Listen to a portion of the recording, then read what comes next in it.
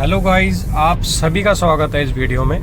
मेरा नाम है अंशुल और आज हम बात करने वाले हैं कि किया की सर्विस कैसी है।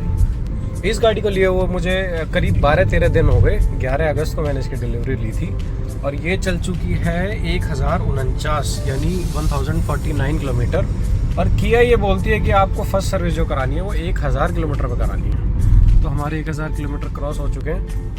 तो आज हम किया की सर्विस कराते हैं, देखते हैं कैसा एक्सपीरियंस है, क्या हमारा खर्चा आता है, क्या कुछ वो चेंज करते हैं। वैसे मुझे तो लगता नहीं खैर कि कुछ चेंज करेंगे वो, क्योंकि नई गाड़ियों की फर्स्ट सर्विस में कभी कोई चेंज हुआ ही नहीं। बस जनरल एक चेकअप करेंगे गाड़ी का, वॉशिंग करेंगे और आई थिंक रबर पेंट भी कर दे जो अंडर बॉडी होता है, रस्टिंग को बचाता है। जो बोला था उन्होंने कि फर्स्ट सर्विस पे हम आपको फ्री ऑफ कॉस्ट करके दे देंगे वो।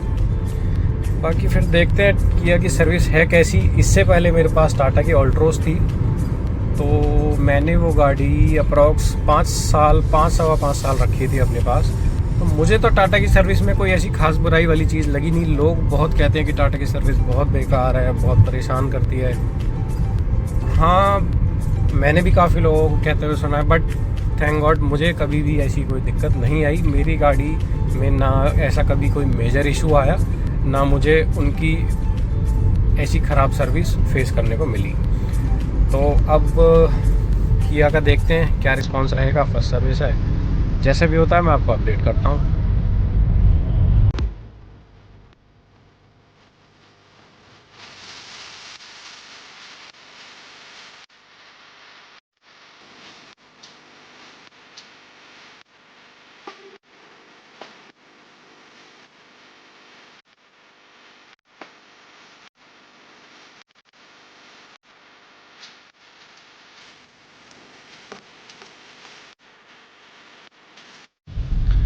तो गाइज़, हमारी सर्विस हो चुकी है कंप्लीट। कोई ख़ास मेजर इशू तो ऐसे थे नहीं गाड़ी में, फर्स्ट सर्विस थी, इशू होना भी नहीं था। बाकी एक छोटा सा इशू ये था, जो ये सिंस रिफ्यूलिंग वाला जो ये ट्रिप होती है, ये बार बार पता नहीं अपने आप रीसेट हो जाती थी, कभी 100 किलोमीटर बाद, कभी 70 किलोमीटर बाद। तो देखो, उन्होंने OBD पोर्ट में लगा के रीसेट तो किया है, लैपटॉप पे कनेक्ट करके सिस्टम रीसेट किया है इसका कुछ। तो देखते हैं कि उससे कितना हमें ये ठीक होता है कि नहीं। बाकी बिल की बात करें तो बिल हमारा आया है 0 रुपीज़ का, क्योंकि ऐसा जिसमें कुछ हुआ नहीं है, तो बिल 0 आया।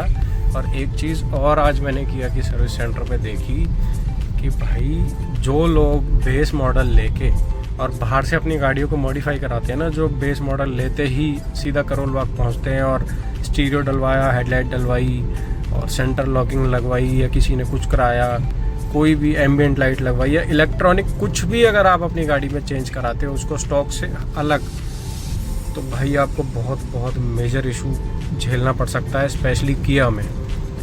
आज मैंने 2 गाड़ियां ऐसी देखी जिनमें 1.5-2 लाख रुपए का बिल बना हुआ है। क्योंकि उन्होंने, एक बंदे ने अपने में बाहर से स्टीरियो लगवाया हुआ था करोल बाग से, और उस वजह से उनको बहुत काफ़ी अब इशू हो रहा है। उनकी वायरिंग में या ECU में कुछ दिक्कत आ गई थी, तो वो अब किया ने उनकी वारंटी वॉइड कर दी है।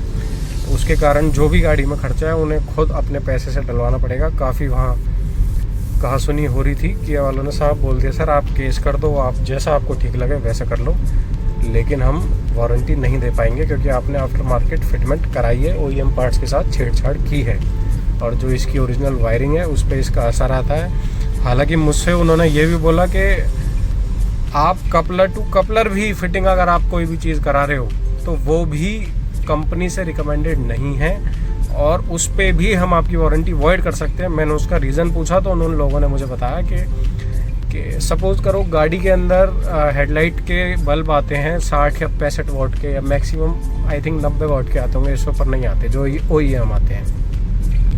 बट जो हम बाहर से अगर हम हेडलाइट चेंज कराते हैं, हेडलाइट नहीं मतलब अंदर का बल्ब या प्रोजेक्टर या LEDs जो हम चेंज कराते हैं, तो वो लगभग एवरेज लोग 120 या 150 वाट वाले डलवाते हैं। अब वो लोग बोलते हैं सर हमारी तो वायरिंग भी 65-70 वाट के हिसाब से डली हुई है और हमारा वो हाउसिंग भी उसी हिसाब से डली हुई है। तो अगर आप उसमें आफ्टर मार्केट फिटमेंट कुछ भी कराओगे तो गाड़ी की बैटरी पे भी लोड पड़ेगा, वायरिंग पे भी लोड पड़ेगा, और जो कि उसके लिए बनाई नहीं गई है। तो इसलिए चाहे आप कपलर टू कपलर फिटिंग क्यों ना करा लो, अगर वारंटी का इशू आया, मतलब अगर ऐसा कुछ इशू आया कोई भी गाड़ी में आया, तो वो सीधा सीधा आपकी वारंटी के ऊपर मार किया जाएगा, आपकी वारंटी वाइड हो जाएगी किया से। तो मैंने तो अपनी गाड़ी में कुछ ऐसा फिटमेंट कराया नहीं है, और आज का हाल देख के मैं कराऊंगा भी नहीं। मेरा बहुत मन था कि ये मिरर हैं जो इसके साइड वाले मिरर हैं, इन्हें ऑटो फोल्ड मिरर करा लूँ किया से। उनके पास अवेलेबल भी था, सब चीज़ था।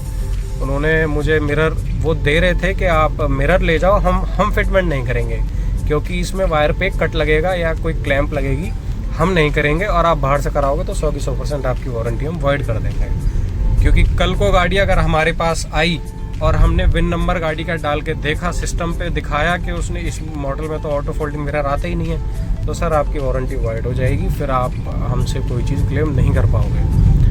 यार मैं तो ये समझता था कि ये सारी बातें सिर्फ कहने सुनने वाली हैं, ऐसा कुछ होता नहीं है। लेकिन वहाँ 2 गाड़ियों का आज केस देख के वो ओनर काफ़ी परेशान थे। तो एक बंदा उनमें से पैसे से ही करा रहा था और एक अभी पेंडिंग में थी गाड़ी।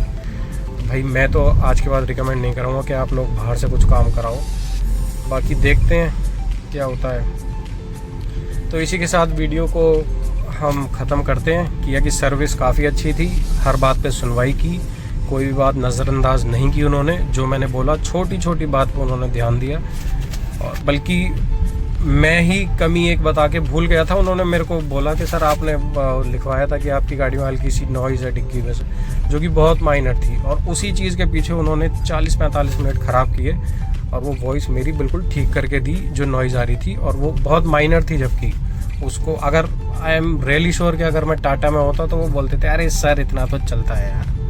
तो किया कि ये चीज़ मुझे बहुत अच्छी लगी। तो इसी के साथ इस वीडियो को ख़त्म करते हैं, मिलते हैं अगली वीडियो में कुछ और नए अपडेट्स के साथ।